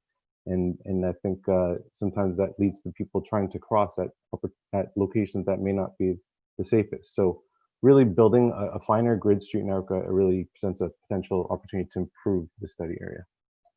Next slide, please. So looking further at the Mount Joy GO station and the existing conditions there, Mount Joy GO station serves over 2,000 daily riders every day, and 50 to 60% of those users drive and park. So the parking lot has over 1,300 spaces, and on average, there's 80 to 90% cars in the parking lot every day. And that can fluctuate, and sometimes the lot is full. The interesting thing to note is that over time, between 2015 and 2019, the percentage of people walking to Mount Joy GO station has increased from 15 to 23%. And I would say that I would estimate that could be due to the increase in new developments surrounding the Mount Joy GO station that is making it more feasible for people to walk to the GO station. So you can see that the power that transit-oriented development or transit-oriented communities can have when it comes to changing people's travel choices. So the map on the right there is based on 2015 data that shows where people are coming from and going to when they access Mount Joy GO station. So you can see that primarily people are coming from the close vicinity, but there is also a number of trips that come to Mount Joy GO station from the north. And we feel that a potential major Mackenzie GO station can help divert some of the trips that come from the north. And I'll also note that the major Mackenzie GO station has been identified in previous plans, including the York Region Transportation Master Plan. Next slide, please. So looking at some key challenges, traffic congestion is certainly one of them. And throughout the study area, there isn't too much in terms of major traffic congestion further north, but particularly at the southern part of the study area, we can see we've identified some critical movements at different hours of the day in the morning, afternoon, and Saturday peak periods. As people go down to 16th Avenue, there is quite a bit of congestion there. And I have seen on Saturdays in particular, a lot of people lined up to turn left at 16th Avenue. And primarily, my estimation is that Markham Road is quite constrained south of 16th Avenue as you're going into the Main Street Markham area. And people do avoid that. And as I think it was Norm noted previously, that there is quite a bit of congestion through the downtown Markham area, or not the downtown Markham, the Markham Village area. And part of the reason for that is a lack of a supporting network that gets people to where they want to go to, as well as the current conditions of the land uses in the secondary plan area today. There are parking lots with free parking adjacent to every destination, and right now it's the more convenient choice for people to access the land uses in the study area. Next slide, please. So again, there are significant barriers to walkability. The blocks and the land parcels found throughout the study area today are quite large, making it difficult to choose to walk, and it's difficult to, or it's not, it would likely not be someone's first choice to walk through a big parking lot to get to where they need to go. And again, this point was identified previously as well, that there are a few signalized intersections that provide for protected crossings, particularly across Markham Road. And there is an opportunity to improve pedestrian and cyclist comfort levels by providing better infrastructure for those modes in concert with development that gives people more destinations in close proximity to where they live and to where they want to go. Next slide. So ultimately, there is a key opportunity here to better integrate land use and transportation planning. And that can occur through building a fine grid interconnected street network supported by transit-oriented development, building a more attractive and complete multimodal network, particularly anchored around the Mountjoy GO station, creating smaller blocks that allow people to get to where they need to go via active travel. Smaller blocks with active frontages, more interesting things to look at as you're walking in particular. And also highlighted in the map there, you can see we've identified some potential opportunities to provide better connectivity from the secondary plan area across the rail corridor to some of the important community uses there, including the Mountjoy Community Center and some of the parks and open space there as well as the community. Next slide, please. So just a brief time check. We're sitting at almost 8:15. So if we can keep going a little bit quicker through the cadence of our presentation so we can then get back to the questions would be great, please. Okay. So last opportunity is the GO station at Major Mackenzie Drive East. There's an opportunity to create a new transit or mobility hub at the north end of the study area, and it would be served by the potential planned Major Mackenzie Viva route along Major Mackenzie there. Next slide, please. So zooming in a little bit more on the potential Major Mac GO station, there is a green, in the dark green there's a greenway system that is an environmentally protected area consisting of which includes parts of the Little Rouge Creek. And in the light green there, we've identified potential lands for GO station infrastructure. And we've also identified in red potential GO station platform options, one north of the study area and one north of Major Mac and one south of Major Mac.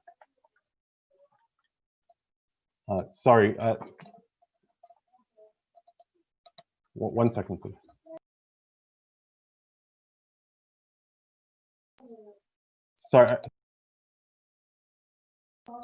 Sorry about that.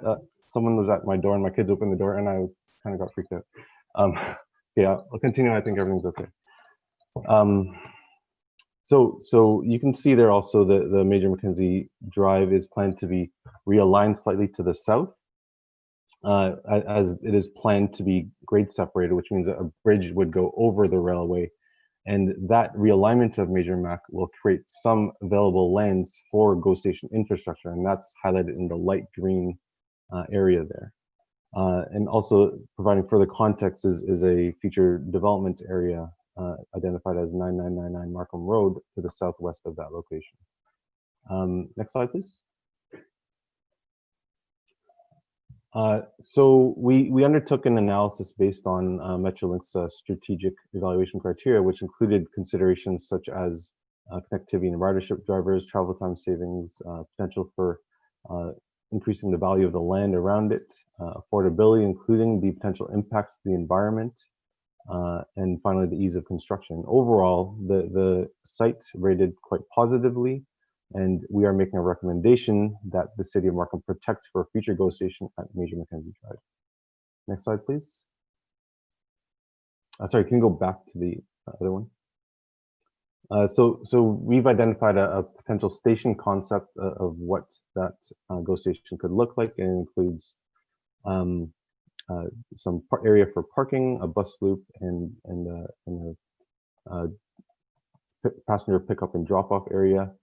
We've identified a platform at the north side. However, I will note that there is still potential for a platform on the south side which could be integrated with potential developments adjacent to it in partnership with a potential developer and Metrolinx.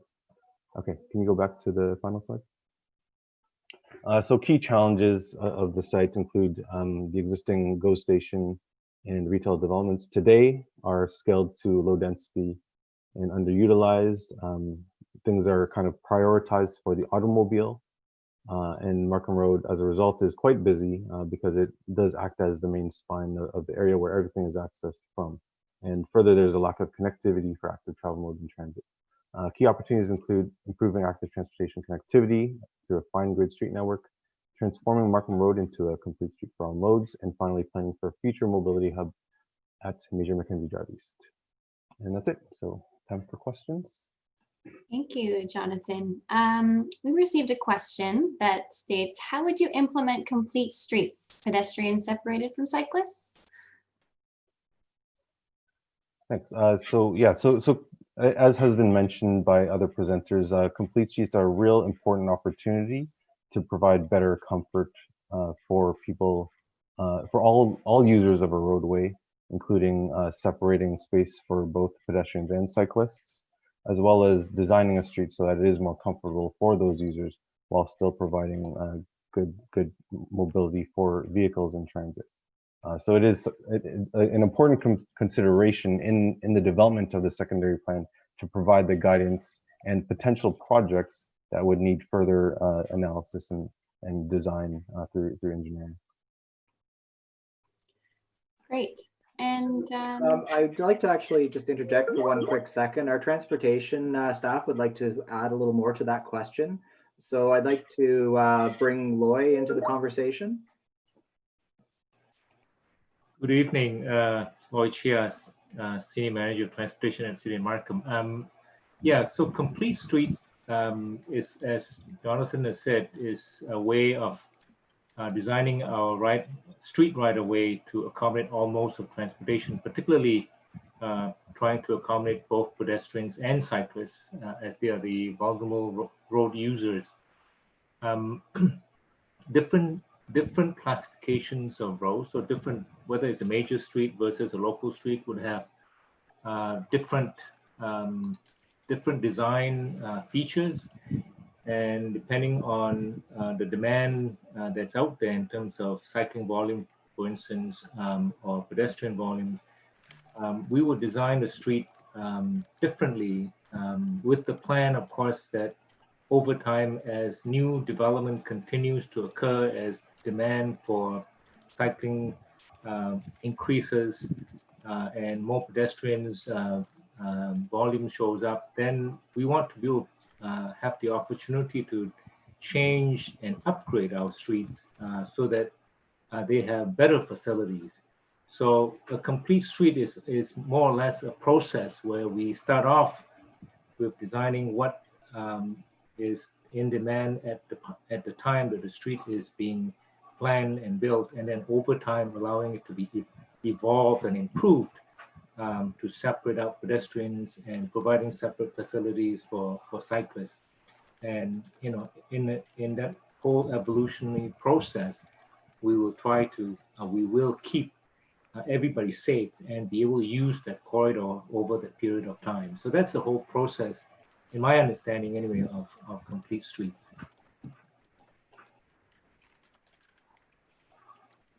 Okay, thank you. And back to additional questions, please. of course, one moment. So there's a statement here that says it would be great to see a more Main Street feel on the street view from 16th Avenue to Major Mackenzie that would make it feel more like a community Main Street. Is that more of a transportation approach? Is it sort of a combination of a couple of these key themes we've touched on? Yeah, I'd say that's absolutely kind of the vision that we're trying to go for, and I think I appreciate that as an important comment, that is something that that commenter would like to see as we further develop the secondary plan. So appreciate that comment. And I think an interesting question as well is that will pedestrian bridges be installed over the tracks to better connect public facilities? Go ahead, Harold. Sorry, Jonathan. Both the past two questions are good questions that point to opportunities that would respond to some of the challenges that were brought up that are not just transportation, but also about placemaking and land uses. And I think that both the opportunity to cross the railroad in maybe one or two locations is definitely something that we are going to be exploring, and we'll be bringing up in the next session and in the future sessions. And the second will be in the very big focus of our work will be the transformation of the Markham Road cross section, or the interface in which new development with Markham Road in such a way that it's going to create a more pedestrian friendly and inviting environment. Absolutely a big focus and challenge for us. So yes, those two things will be looked at in greater detail as we move forward in the process. We have one raised hand, again from Hayden Kuhn. Would you like to ask a question, Hayden?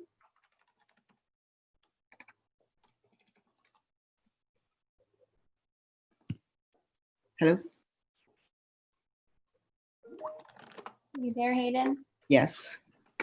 So my question is, like, I understand how you want a potential GO station up north because it's basically a main road, and you said there's like gonna be a fever going through like Major Mackenzie. So my question is, like, if like I know that all the buses basically go to the hospital, like in the Markham Stouffville Hospital, wouldn't it be better to just redirect like transit service like along Markham Road instead of just kind of skimming through like the top of the site? Thanks, Hayden. Yeah, I think the plans with respect to the York Region Transportation Master Plan is to build a network of high frequency, high quality transit services. That includes frequent transit service on Markham Road. It includes frequent transit service on 16th Avenue and future Viva service on Major Mackenzie Drive that would connect to a potential future Major Mac GO station. And yeah, certainly some of the routing of different routes could connect to Mountjoy GO station, to the Major Mac GO station, and to the Markham Stouffville Hospital area. However, specific routing is evolves over time, and York Region Transit revises their service plans pretty much annually. So yeah, certainly that's a good comment to consider in the future. Can I just really quickly add to that, Hayden? It's a really good question because it's something that us as a consultant team will be looking at, and it's about a shift in the way in which transit is understood in this context. On one hand, we're shifting away from a more of a significant destination as part to get onto a broader transportation network, which is taking these significant or high express bus routes linking to the larger rapid transit network, versus what you're talking about, which is a route or transit that would help to service, in fact, a destination area. So as this corridor transitions into something that is more Main Street-like, that might have multiple stops along the way, and that transit users are actually not going just to the GO station, but in fact maybe destined for Markham Road and the shops and services and living and working opportunities along this corridor, then that corridor transforms into something as a destination for transit as well. And that's it's really about a future condition that we need to evolve towards. So absolutely, it's something that we will take into consideration. Yes, thank you. I just add a comment to Hayden's question about the Major Mac GO train station. Hayden, you may be aware that there is the future urban area north of Major Mac, from generally around Warden area all the way past Kennedy. So there'll be new residential development, and the Major Mac station has the potential to allow people north of Major Mac to travel east-west on a high order York Region Transit to access the station if they are working in Toronto or downtown. Okay, I just wanted to raise that the GO train line actually run like kind of in the diagonal direction, so people will actually want to go to Unionville GO station than Mountjoy GO Station to get like downtown Toronto. And just want to say like because the road layout is very important for buses because they don't do a U-turn. So it is important to like allow them to go where they want, where they need to go instead of doing some weird loops and doing basically backtracking from its main route. So I just want you to consider that when you develop your plan. Okay. Do you actually have an example where you feel the transit route is right now backtracking or not following a more direct route?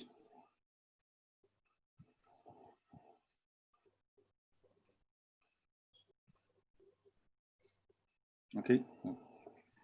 So I'd like to weigh in that we're really, really short on time. What I would actually like to ask is if either Jonathan can continue moving forward or if Shonda could step in and we can sort of go through very quickly to wrap this up. We're just about out of time and there's still a few additional questions. Sure, I'm happy to come in. I know that transportation is always a big focus and a big topic and certainly an important one, but I also want to give everyone a reminder that we are actively taking notes here of every single question and comment that's coming in. And we'll take all of that input and the types of questions to heart as we continue forward. I would like to switch gears a little bit and move forward to a very brief overview on some of what our consultant Counterpoint was finding through their municipal servicing work. And just very briefly to say that they did do a comprehensive look at the various drainage areas, both the west sanitary and east sanitary drainage areas. And we're seeing that there is certainly, if we're going to be introducing new people and new types of employment here, working here, that will just need to come along side by side with accommodating stormwater management on site and contribution to upgrading of services to accommodate capacity. And so that's something that we'll continue to pay really close attention to. If we could go to the next slide, Paulina, thank you. This map here is of the study area, and you can see hatched in red some of the areas that, based on the official plan 2014 mapping, shows areas of floodplain concern. I will note that this mapping is updated and reviewed on a regular basis and is currently being reviewed by the Toronto Region Conservation Authority together with the City of Markham. And here you're seeing images of the existing Mountjoy Creek that are spilling over in parts and impacting businesses, as I had shared before. But as you can see in that middle section there in text on the left, that there are a number of different options that we're looking at, including upgrading of the existing system capacity, possible realignment of the pipe section, or even daylighting buried sections and opening them up so that they can be restored in a more fulsome way and integrated with surrounding uses.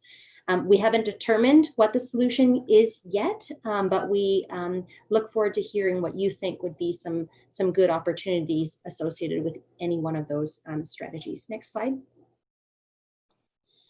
And I think I've covered this piece here. Thanks, Paulina. So let's go to the summary page. Thank you very much. I think we can actually move on to the summary because I know that I still wanted to have some space for some final comments and remarks here. So here on the page, we've covered a lot of ground today. We've covered a lot of topics. By way of summary, I want to introduce what we're seeing as some of what we think are opportunities for change as we continue to look at the possible redevelopment of the site. And that is summarized as follows: to coordinate our growth with transit and mobility improvements, to look at where we can look at current planning permissions and how those might be augmented or adjusted in the case of the Mountjoy Business Park to potentially expand our range of uses and see this as a place where we can bolster employment, but in a kind of a 21st century way. I've spoken recently about the Mountjoy Creek flooding and opportunities to mitigate there for other opportunities. We've spoken through Jonathan and through a discussion about an opportunity to further study certainly GO Station at Major Mackenzie Drive, and the uses that would be integrated with a potential GO station there. And certainly with new housing, with new uses that we'd like to see introduced here, creating mobility to really service that growth through the form of new streets and connections. Next slide, please. Just a bit of a diagram or a graphic to show that if you look at kind of the middle of this area, all this to say that in the provincial and regional and municipal policies we've looked at, we do see intensification here in our study area. We'd like to tie that to the Mountjoy GO station area and possibly a potential secondary GO station in the area. We see these as really important hubs to actually catalyze change and something that we can certainly leverage by introducing a whole mix of uses that you see here on the top right of the page. And so just to be clear, the focus of growth and change, while the transit hubs are critical and important, we're really going to be looking at the whole of the study area and how we can leverage the opportunity and investments being made there. Next slide. We've spoken about expanding opportunities at the Mountjoy Business Park, and we'll continue to examine that. Next slide. As far as the mitigation of the flooding that we've spoken about here, you can see some images of how through daylighting you can actually create some really beautiful kind of naturalized open spaces. And in some ways they could also be integrated with other public realm elements like the images that we're seeing on the right. And I'd say all of this needs to come with some comprehensive design and thinking, even how we can detail out our streets to accommodate and mitigate stormwater across the entire site. Next slide. We know that there is change that's anticipated, but it's not going to happen overnight, nor do we necessarily want it to. We know there will be an organic evolution of how the site comes along based on the guidance that the secondary plan will give. And so the image that you're seeing on the right is based on work that we've done all across the GTA, where we're looking at the redevelopment of, in this case, commercial strip plazas that we know exist all across our study area. And as new streets and connections and investments are being made, as we start to bring development closer up to the street, this is a way where we're going to have to think carefully about how we continue to service these properties with parking and access, but also do that in such a way that once we start introducing new connections, we can also be bringing along all kinds of open spaces and public realm together with that. Next slide. Jonathan and others have spoken about the Metrolinx's market-driven TOD strategy that is making this a prime opportunity to continue coordinating with Metrolinx as the city sets out the vision together with yourselves about what we'd like to see here, and lots more conversation and engagement to come on that front. Next slide. And finally here, some of our final slides are showing what types of results we might get when we start thinking about a reconceiving of the parking lots. The images on the top and on the bottom are images of places where SVN has worked together with both private sector and also the public sector in their planning processes to work collaboratively with Metrolinx to see how we can realize integrated development and introduce new station buildings and station entrances, but also a whole host of community amenities that could not necessarily even be realized if you're thinking about these spaces as discrete or separate and not like multi-use connections and facilitating active transportation by walking or cycling modes, but also operating people directly to transit. And we know that there's a lot of opportunity to take what we're seeing on the bottom left image there with the gray expanse of asphalt and return that the Markham Mountjoy area. Next slide. So finally, So I just wanted to interject is the fact that we only have a few minutes left. We are over by a little bit. I appreciate everybody hanging in with us for this journey. We've had some really fantastic question and answers back and forth. There are some questions that are on the remainder of this deck for slides 58 to 62. We're actually going to put them up as a survey on Your Voice Markham.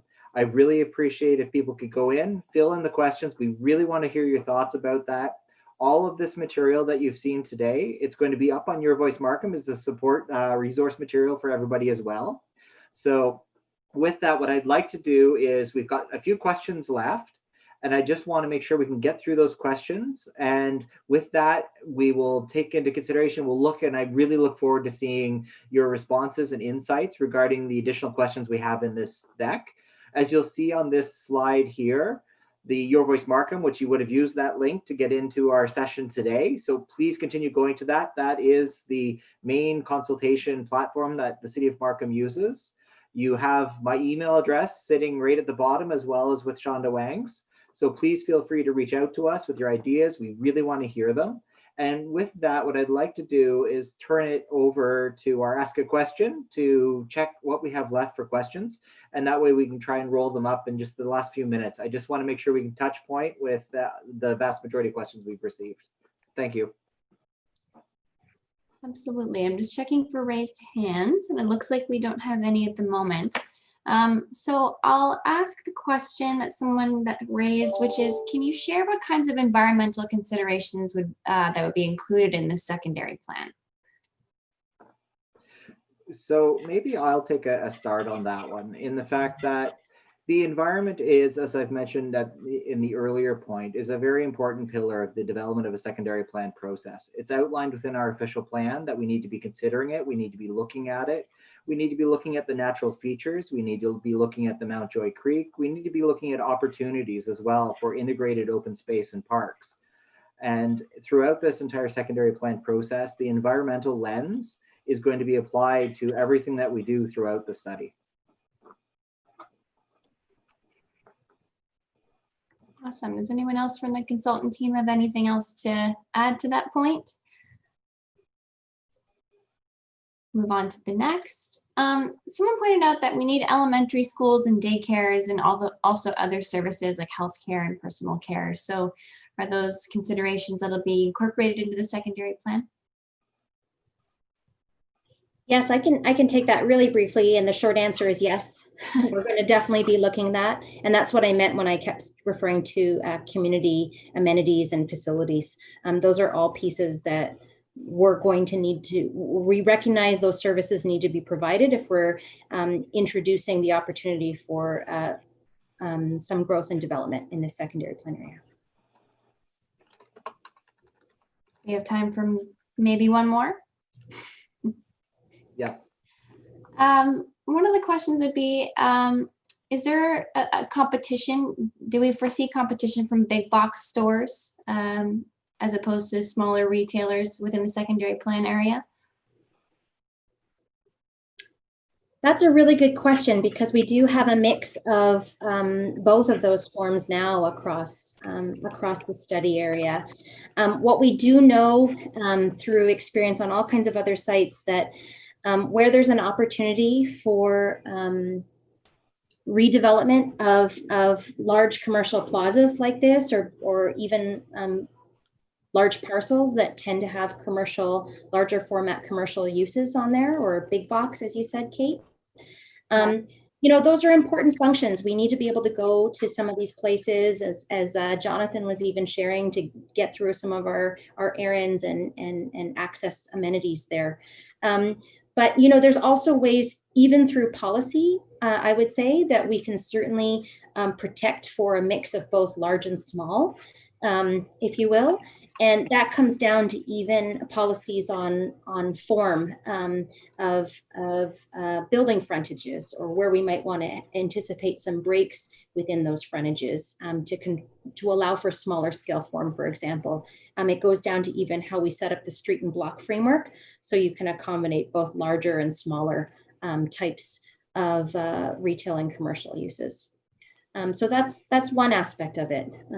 Anyone else want to contribute on that front, Harold? I was just going to add very quickly, just that Shonda's correct that both retail types and full range of retail types will likely be provided here. This is a living community, one that isn't just about a tourist destination in which small shops and souvenir shops would be needed, but in fact, this is a place where people will need to be conducting all types of shopping as necessary.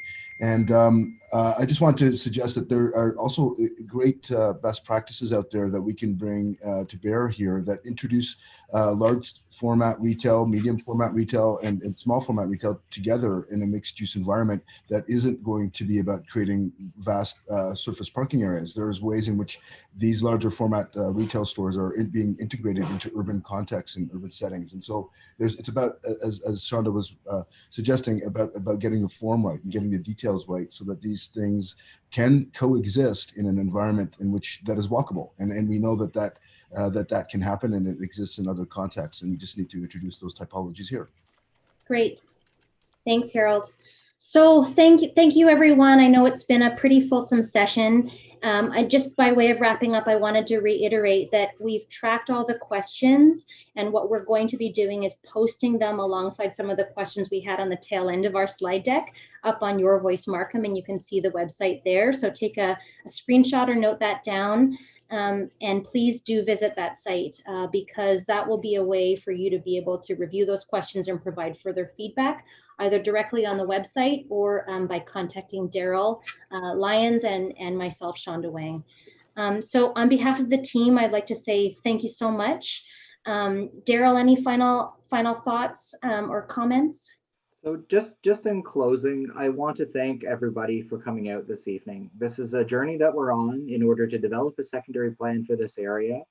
We're going to be looking at a wide range of things. There's going to be a wide range of consultation as we go through this journey together in order to develop the type of community and realize through the land use planning policy framework what we want to see in this area. So I'm hopeful that everyone has at least taken away a little more today, a bit of knowledge about the area, understanding some of the unique challenges and opportunities, that you've learned a little more information that our consultant team has been pulling together, as well as through the responses and questions that have happened throughout this evening on what's happening in this area. What are the opportunities in this area? Where can we go from here as we develop that secondary plan? I also want to especially thank the participants and our counselors for coming this evening and providing your ideas, your perspectives, and the input. This is critical for us as we move forward on this study in order to inform the future vision of this area. So with that, I'd like to thank everybody and wish you a wonderful evening. Thank you.